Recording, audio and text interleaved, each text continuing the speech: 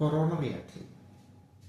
നമുക്കറിയാം ഹാർട്ടിൻ്റെ സർക്കുലേഷൻ എന്ന് പറയുന്നത് ഏറ്റവും പ്രധാനപ്പെട്ടതാണ്. ശരീരത്തിലെ മൊത്തം ഭാഗത്തിനും ബ്ലഡ് കൊടുക്കുന്നത് ഹാർട്ടാണ്. അതുപോലെ തന്നെ ഹാർട്ട് മൊത്തം ശരീരത്തിലെ ആർട്ടറിയിലേക്കും ബ്ലഡ് കൊടുക്കുന്നതോടൊപ്പം തന്നെ ഹാർട്ടിന്റെ സർക്കുലേഷനും പ്രധാനപ്പെട്ടതാണ്.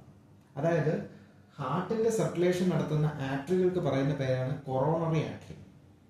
അതായത് ചുരുക്കി പറഞ്ഞാൽ രാജാവിനെ നിയന്ത്രിക്കുന്ന അതിനേക്കാൾ വലിയ രാജാവ്. അതാണ് ശരിക്കും പറഞ്ഞാൽ കൊറോണറി ആർട്ടറിയുടെ ഒരു ഡെഫിനിഷൻ എന്ന് പറയാവുന്നത്. കാരണം എല്ലാ ബ്ലഡ് ആർട്ടറികളെയും നിയന്ത്രിക്കുന്ന ഭാഗമാണ് ഹാർട്ട്. ആ ഹാർട്ടിനെ നിയന്ത്രിക്കുന്ന ആർട്ടറിയാണ് കൊറോണറി ആർട്ടറി. അപ്പം ഈ കാർഡിയാക്കിന്റെ പ്രശ്നങ്ങൾ മുഴുവൻ കിടക്കുന്നത് ഈ കൊറോണറി ആർട്ടറിയിലാണ്. കൊറോണറി ആർട്ടറിയുടെ പ്രശ്നം കൊണ്ടാണ് ഹാർട്ടിലേക്കുള്ള എല്ലാ പ്രശ്നങ്ങളും ഉണ്ടാകുന്നത്. അല്ലാതെ ഹാർട്ടിന്റെ മെക്കാനിക്കൽ പ്രശ്നം കൊണ്ടല്ല. പ്രശ്നം മുഴുവൻ ഈ കൊറോണറി ആർട്ടറിക്ക് പ്രശ്നം ഉണ്ടാകുന്നതുകൊണ്ട്. അതായത് ഹാർട്ടിന് ബ്ലഡ് കൊടുക്കുന്ന പ്യൂരിഫൈഡ് ബ്ലഡ്, ഓക്സിജനേറ്റഡ് ബ്ലഡ് കൊടുക്കുന്ന ആർട്ടറിയായ കൊറോണറി ആർട്ടറിയിൽ ബ്ലോക്ക് ഉണ്ടാകുമ്പോഴാണ് ഈ പ്രശ്നങ്ങൾ മുഴുവൻ നടക്കുന്നത്. അപ്പൊ കൊറോണറി ആർട്ടറി എങ്ങനെയാണ്? അതായത് ഇത് അയോർട്ടായ ലെഫ്റ്റ് വെൻട്രിക്കിളിൽ നിന്ന് അയോർട്ടായിലൂടെ ബ്ലഡ് മുകളിലേക്ക് ഇങ്ങനെ കയറി വരും. കയറി വരുമ്പം ആദ്യത്തെ ഡിവിഷൻ എന്ന് പറയുന്നത് രണ്ട് കൊറോണറി ആർട്ടറികളാണ്.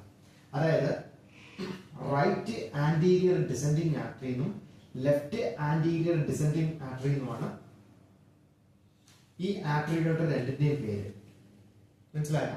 ഈ ആർട്ടറിയിൽ ഉണ്ടാകുന്ന ബ്ലോക്ക് ഉണ്ടാകുമ്പോഴാണ് നമ്മൾ PTCAയും CABGയും ഓപ്പൺ ഹാർട്ട് സർജറി ഒക്കെ ചെയ്യുന്നത്. അല്ലാതെ ഹാർട്ടിന്റെ അകത്തെ പ്രശ്നം കൊണ്ടല്ല. മനസ്സിലായോ?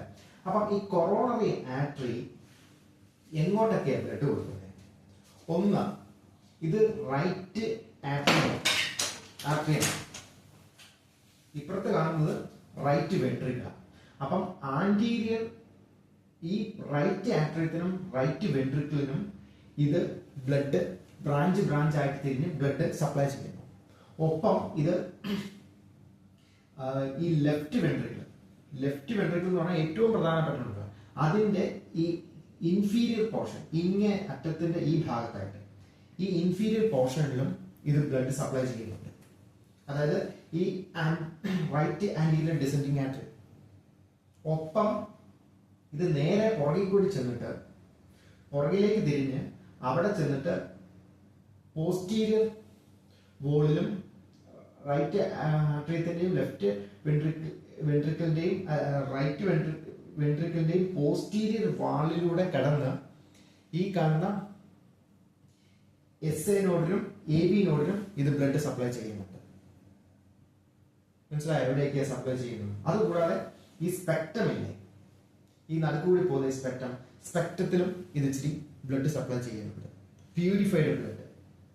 ഇതാണ് ഇതിന്റെ ഒരു സമയം. അപ്പം ഇതിനൊരു ബ്ലോക്ക് ഉണ്ടായി കഴിഞ്ഞാൽ റൈറ്റ് ആർട്ടറിയും റൈറ്റ് വെൻട്രിക്കിളും SA നോഡും AB നോഡും ഒരുപോലെ എഫക്റ്റഡ് ആണ്.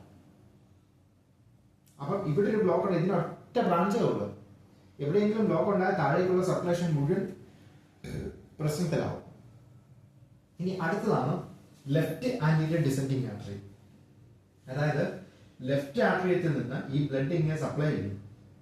ഇവനാണ് ഏറ്റവും വലിയ പ്രശ്നക്കാരൻ. കാരണം ഈ ലെഫ്റ്റ് ആർട്ടറിയുമാണ് ലെഫ്റ്റ് ആന്റീരിയർ ഡിസെൻഡിങ് ആർട്ടറിക്ക് ഉണ്ടാകുന്ന ബ്ലോക്കാണ് ഏറ്റവും പ്രശ്നമുള്ള ബ്ലോക്ക്.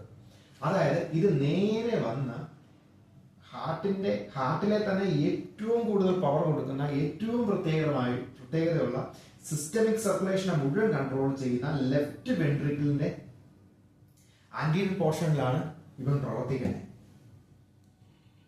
മനസ്സിലായോ? ഇങ്ങോട്ടുള്ള ബ്ലഡ് ആണ് അവർ ഈ left anterior descending artery control ചെയ്യുന്നത്. അതുകൂടാതെ ആപെക്സ് ഓഫ് ദ ഹാർട്ട്, അതായത് ഹാർട്ടിന്റെ ഇങ്ങനെ ചരിഞ്ഞിട്ട് ഒരു ഭാഗമുണ്ട് ഏറ്റവും കൂടുതൽ ഇരിക്കുന്നത്, ആ ഭാഗത്തിനും ബ്ലഡ് കൊടുക്കുന്നത് ഈ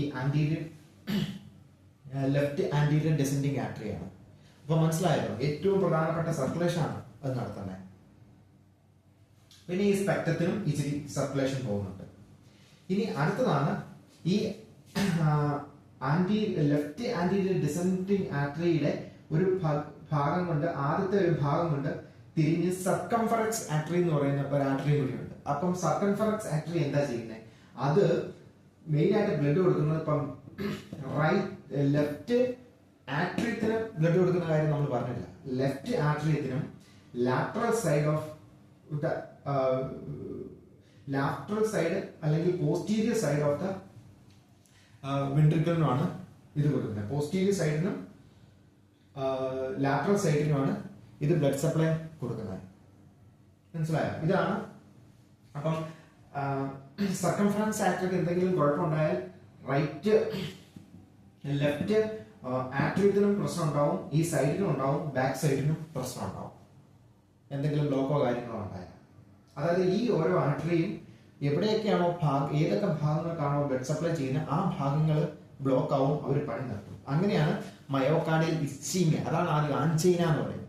അതായത് ഇങ്ങോട്ടുള്ള സർക്കുലേഷൻ കുറഞ്ഞാൽ ഉണ്ടാകുന്നതാണ് ആൻജൈന. ഇനി കുറെ നേരത്തെ സർക്കുലേഷൻ കിട്ടാതെ വരുമ്പം പതിയെ അവിടുത്തെ ടിഷ്യൂ ഡെത്തായി നെക്രോസിസ് ആയി പോകുന്നതിനാണ് മയോകാർഡിയൽ ഇൻഫ്രാക്ഷൻ എന്ന് പറയുന്നത്. ഇൻഫ്രാക്ഷൻ ആയി കഴിഞ്ഞാൽ നമുക്ക് ആളെ തിരിച്ചെടുക്കാൻ ഇച്ചിരി പാടാണ്. അതാണ് MIക്കുള്ള ട്രീറ്റ്മെന്റ് ഭയങ്കര പ്രധാനപ്പെട്ടതാണ്. അപ്പൊ ഇതാണ് കൊറോണറി ആർട്ടറി. ഇതിന്റെ ബ്ലോക്കുകളാണ് ഈ പ്രശ്നങ്ങൾ മുഴുവൻ ഉണ്ടാക്കുന്നത്. ഇതിനു വേണ്ടിയിട്ടാണ് CAG, PTCA, CABG എല്ലാ കാർഡിയാക് പ്രൊസീജിയറുകളും. Okay, thank U.